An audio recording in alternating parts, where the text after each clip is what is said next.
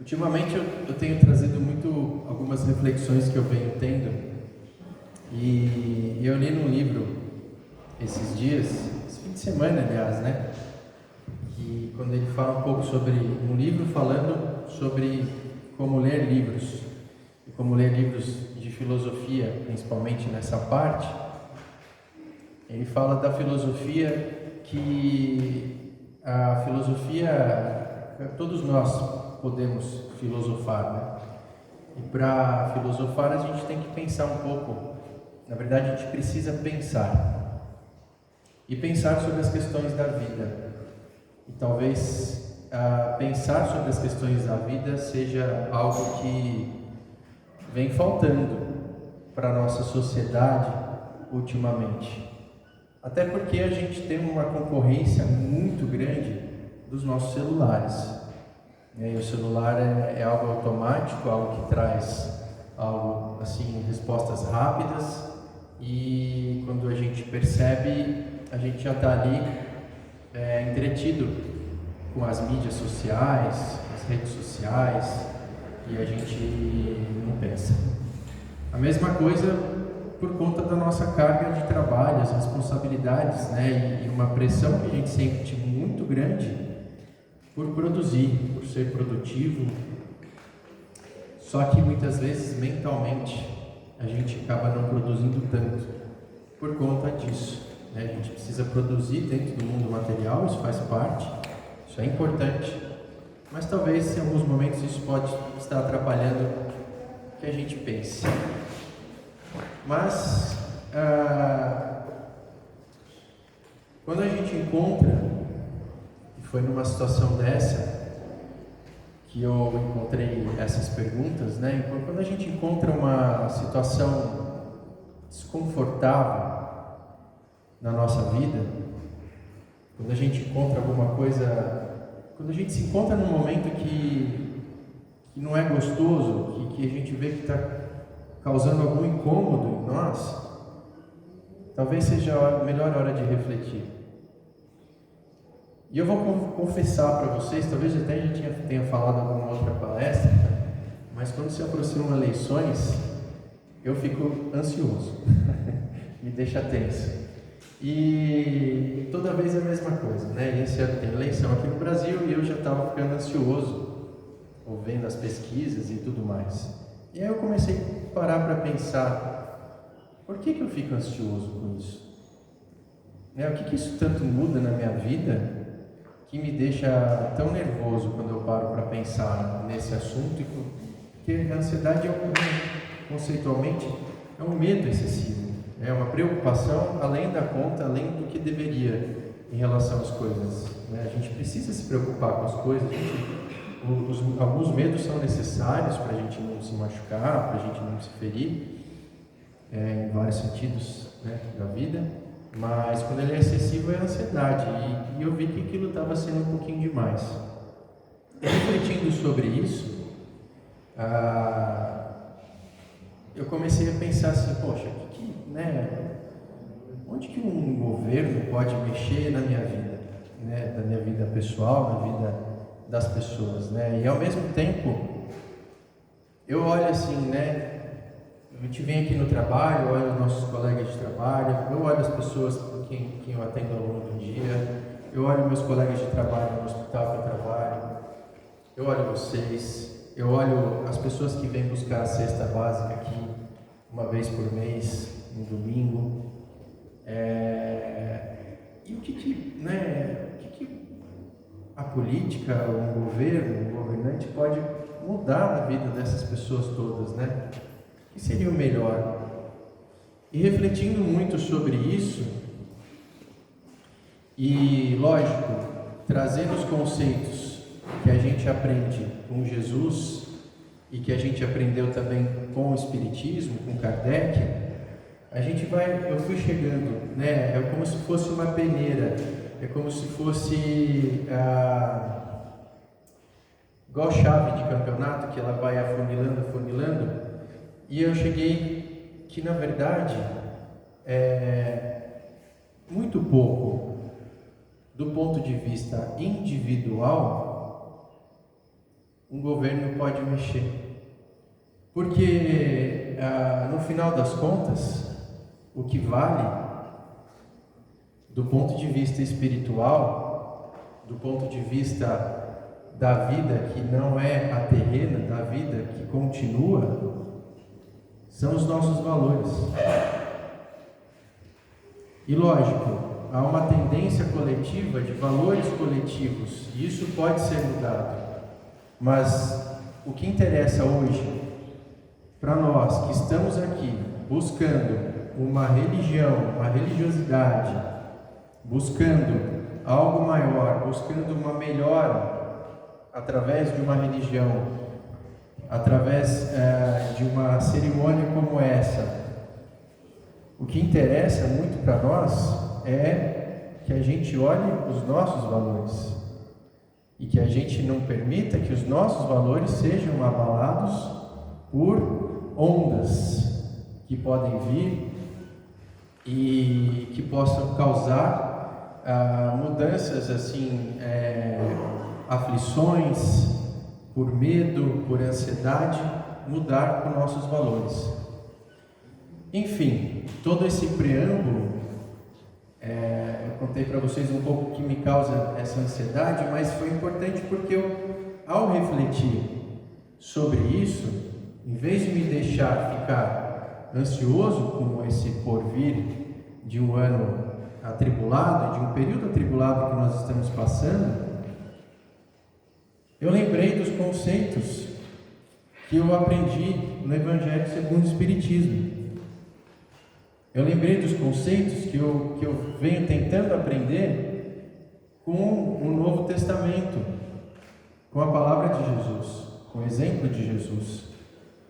E esses conceitos são muito maiores do que essas possíveis causas de aflição para mim. Esses conceitos são muito maiores do que eu às vezes passar por raiva, passar por medo excessivo, passar por angústia, porque e isso quando eu falo para todos nós, se nós seguirmos os valores que Jesus nos ensina, os valores que o Espiritismo nos ensina, nós estamos imunes a qualquer aflição, a qualquer sofrimento.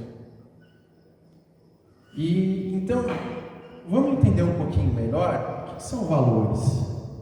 Eu acho que porque quando eu pensei nessa palavra dos valores individuais, como cultivar valores individuais, até nos valores coletivos, eu fui procurar, tanto no Livro dos Espíritos, quanto no Evangelho segundo o Espiritismo, lá no sumário, lá atrás,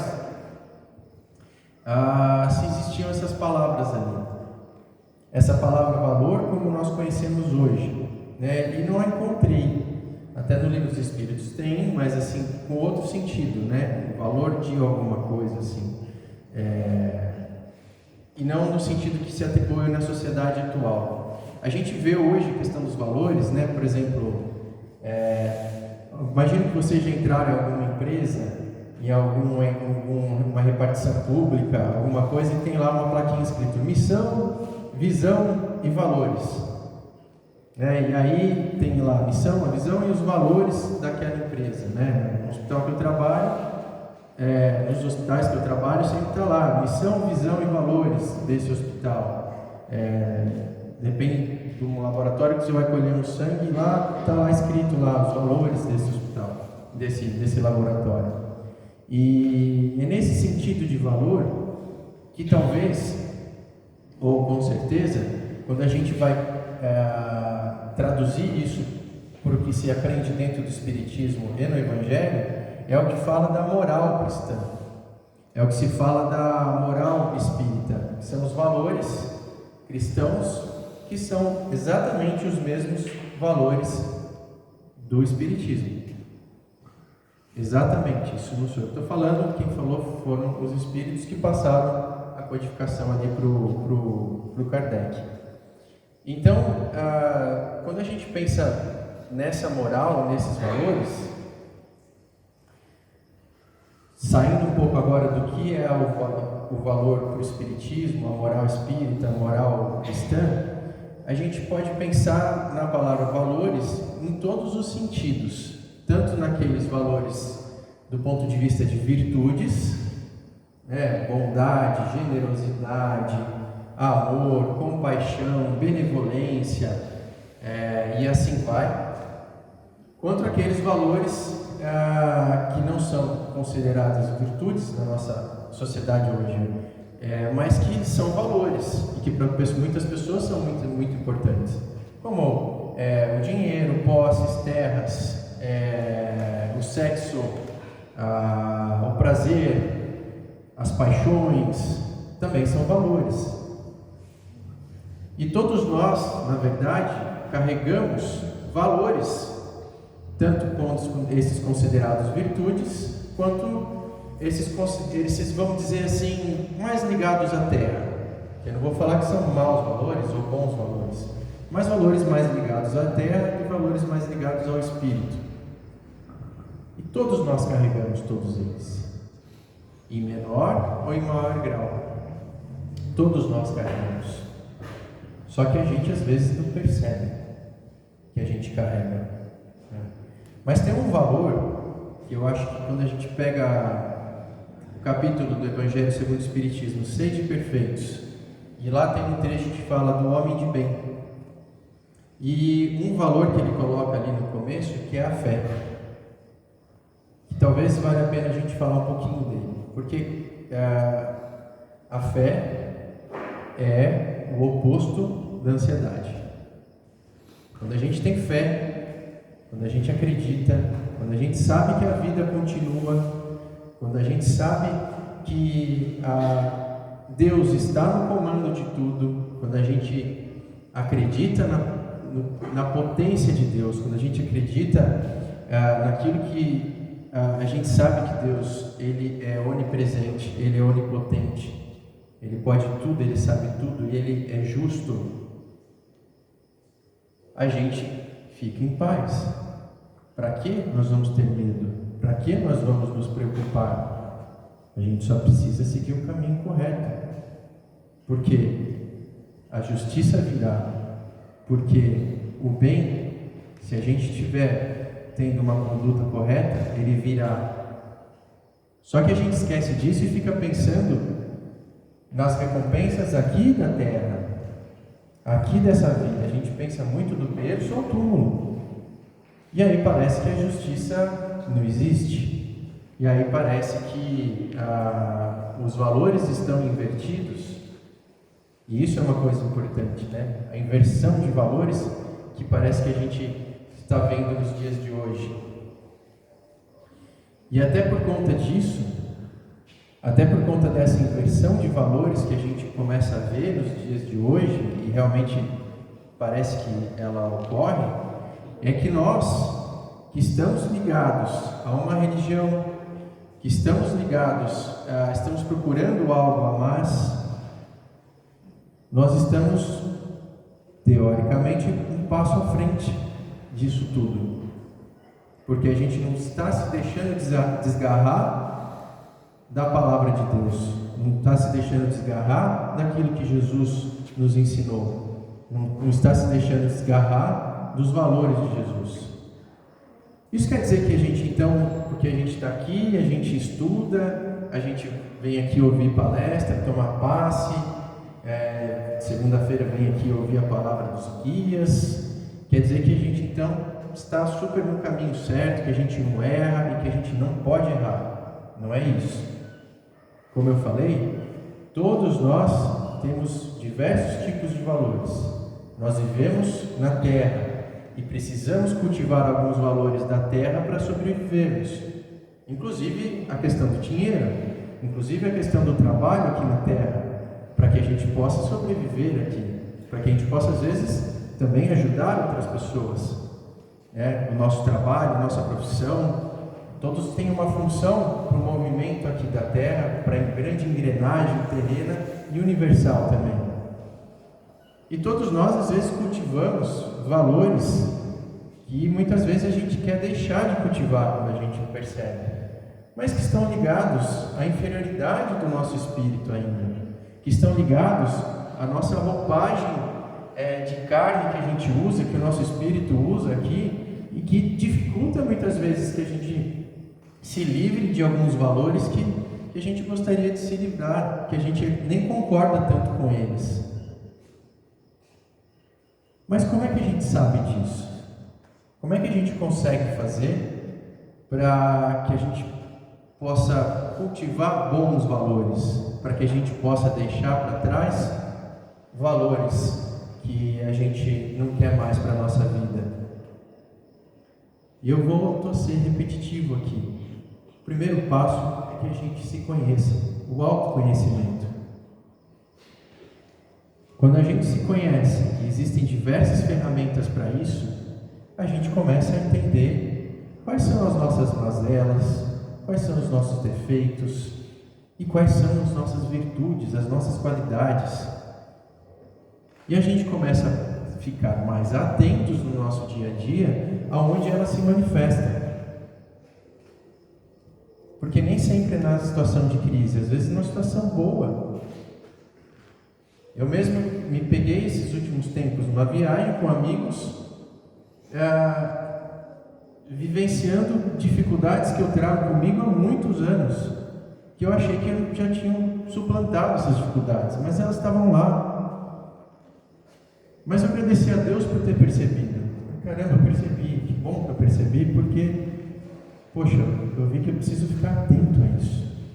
Tem que estar ligado. Não posso baixar a guarda de jeito nenhum.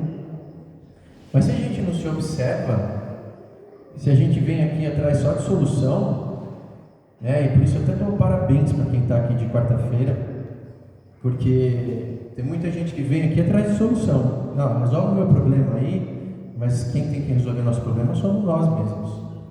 É por isso que o Pai Pedro fala que aqui é a cereja do bolo, que é aqui que a gente vai cultivar o Evangelho para a nossa reforma íntima, na quarta-feira aqui na palestra, no passe. Aqui vai fazer a limpeza espiritual. Esse é um esforço a mais, Os dois trabalhos são fundamentais, mas tem essa diferença, porque aqui a gente reflete, a gente pensa, mais um motivo para a gente pensar. Então, assim, autoconhecimento, parar um pouquinho todo dia, aquietar a mente, fazer uns momentos de respiração, de meditação, fazer uma oração depois de ter aquietado a mente. Às vezes é o suficiente para a gente conseguir entrar em contato conosco. Se está difícil, vamos buscar uma terapia, uma psicoterapia, para que, com o auxílio de alguém que seja profissional nisso, nos ajude a nos mostrar que a gente comece a desvendar essas coisas que estão lá dentro de nós e que não estão tão boas, e que a gente possa também, nesses momentos de quietude, observar as nossas virtudes. A gente precisa observar aquilo que a gente tem de bom, porque é isso que a gente tem que cultivar dentro de nós, isso que tem que prevalecer dentro de nós. E conhecimento do Evangelho, conhecimento do que Jesus nos ensinou, que são boas virtudes. Porque se a gente não adquiriu ainda, vamos colocar isso como objetivo na nossa vida. É isso que eu tenho que buscar, é isso que eu tenho que seguir.